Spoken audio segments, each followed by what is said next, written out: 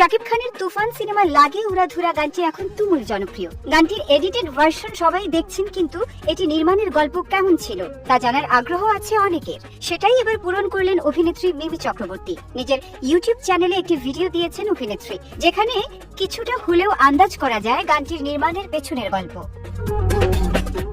লাগে উড়াধুরা গানটির দৃশ্য ধারণ হওয়ার মাধ্যমে শেষ হয় তুফান সিনেমার শুটিং, এবং এটি যে একটি প্রমোশনাল গান সে কথা ভিডিওতে জানিয়েছেন মিমি। ভিডিওতে আরো দেখা গেছে গানটির শুটিং এর আগে মিমির রিহার্সেল, এমনকি সেটিও কিভাবে মহড়া করেছেন অভিনেত্রী।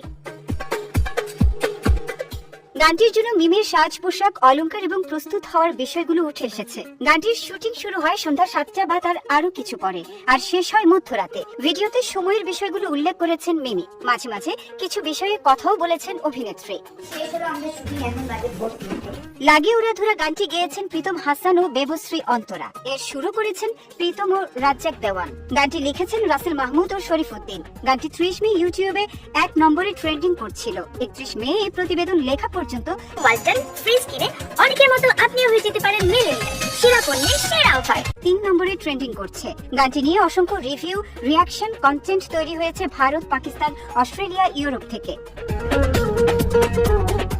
তুফান সিনেমা পুরোটার শুটিং হয়েছে কলকাতায়। দেশের অভিনয় শিল্পীরা ছাড়াও কলকাতার অভিনয় শিল্পীরাও অভিনয় করেছেন সিনেমায়। এটি পরিচালনা করেছেন রায়হান রাফি। কুরবানি ঈদে সিনেমাটি মুক্তির কথা রয়েছে।